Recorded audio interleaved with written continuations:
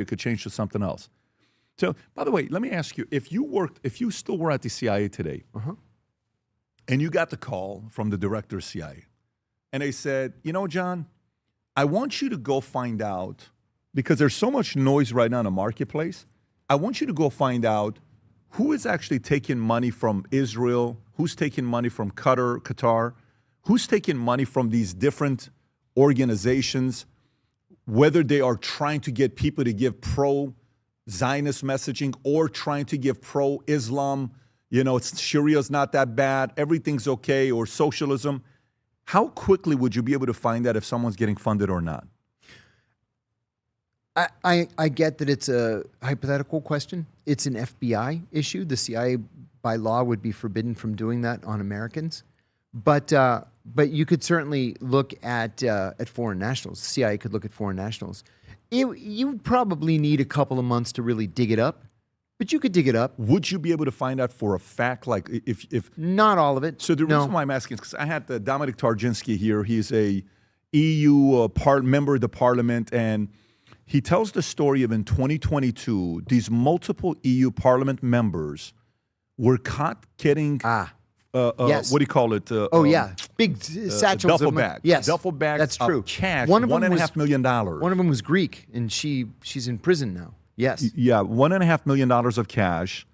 Can you go to that one, Rob? Where it's which one is this one? Is this the one? Yeah. Yeah. So $1.5 million. But go to, if you can go to the picture. Yeah, that's the lady right there. Whatever her name is, she was part of the corruption. And apparently there was so much money in one of the duffel bags that they dropped $60,000, 60,000 euros that they caught afterwards, where cash was being given. And then when you go even deeper, you find out the history of, you know, nowadays, you know, King Charles is very pro-Islamist, you know, it's nothing wrong with that, everything is fine. And then there were reports about him taking $3.2 million. I don't know if you've seen that report. Like he needs the money. Like he needs the money, but he took $3.2 million. You know, I hate to say it, Pat. Right there. Look at this. From between 2011 and 2015, then Prince Charles received approximately $3.2 million in cash payments from Qatari Prime Minister. This has been confirmed, and he said he did.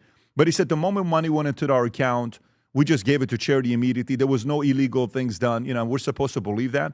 So I wondered, you know, buying influence.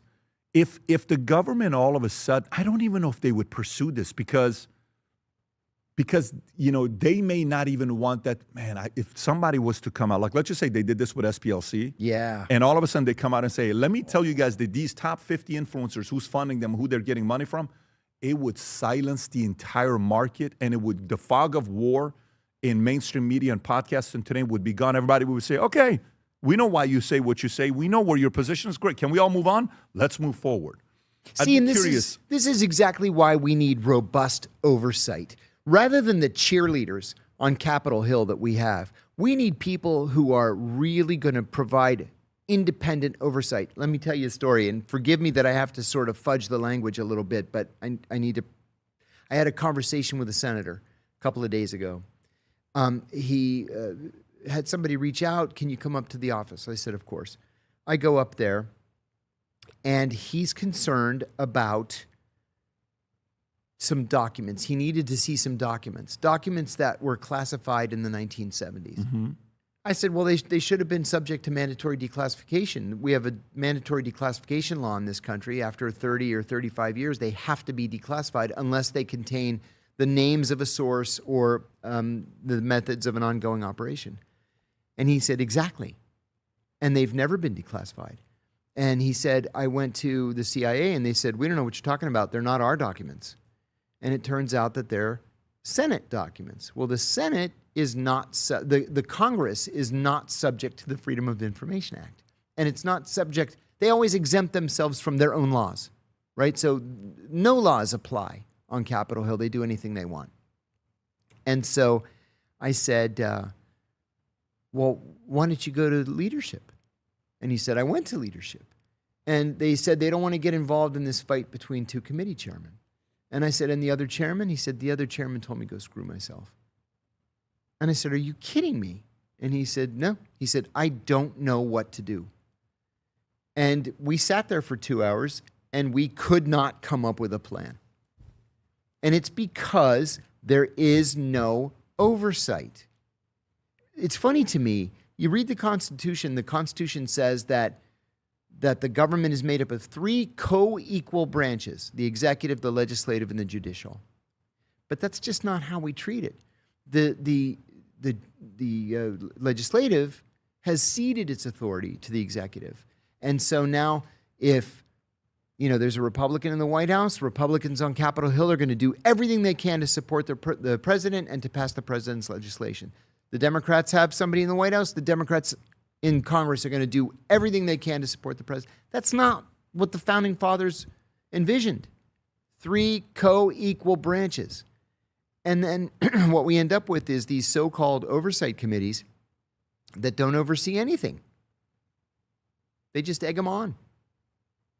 Yeah, it is so. I think the part with America that when I hear people that are tired, I'm like, what are you tired with? What are you most upset with? I just don't think there's any accountability. That's exactly what the problem. Yeah, I just don't think there's any accountability. What do you mean? It seems like they're all on the same party. It seems like they all protect. You hear that message, right? You can't have that because that's not good in a democracy. If there's accountability for the average person that does something and then there isn't for the other guys, what are you talking about? Yeah, no, there's not. So I think this administration, a story came out. I don't know if you saw the story came out yesterday saying that, again, it's a leak, that they want Tulsi to resign after midterms. Okay, so they want Tulsi to resign after midterms. All right, that story was leaked. I don't know if it's even a story there or not. There you go, yeah. Director Donald Trump reportedly wants the director of national. Okay, who knows what these stories are? Like we asked you earlier, what stories do they leak, what do they not? And you kind of test the market. Yeah, exactly. Who knows what this is, on how they're dropping a story. But to me, if there's anything, this administration has a shot at increasing the score the people have in the CIA, in the FBI, in the U.S. government a little bit more. Because the way it dropped after Kennedy is oh my God. It's like a massive, from 72% trust in the FBI. Can you pull up the history of trust in the U.S. government or trust in the FBI or trust in the CIA? And then Watergate. And then Watergate, one by one. There's a chart, Rob. If you go back and just go to images, you'll see it. Yeah, it's one of those that shows the high was 72%, and I don't know what. Yeah, zoom in a little bit if you could. Oh, it doesn't go all the way back. It doesn't go all the way back. So that goes from 97. The one I'm looking at is from the 60s. Go on the second one. See what the Pew Research. There you go. That's the one from 58. Wow. Look at that. We used to trust 72%. Look at that. We used to trust the government. We're like, yeah, they're good. And then we're now in the 20s and the teens. And that's 15. I would assume it's even lower today. Like even 9/11, it was barely 50%. Yep. That's right. Even 9/11 was 50%. At least we're like, look, they're the good people. They're here to protect us. Yeah. There is a massive. And by the way, I think long term, the lower that score goes, you cannot risk not knowing the consequences of the score getting too low. That's right. Because if it gets too low, then what does the youth do who don't have anything to lose? That's anything. Right. The young is willing to break the whole thing because they're like, well, you know what? You guys are not doing anything. You guys are all protecting each other. You guys are. Wow. And then you're dealing with a bigger problem. So I hope they do something to regain the faith. Are you following the story with the scientists?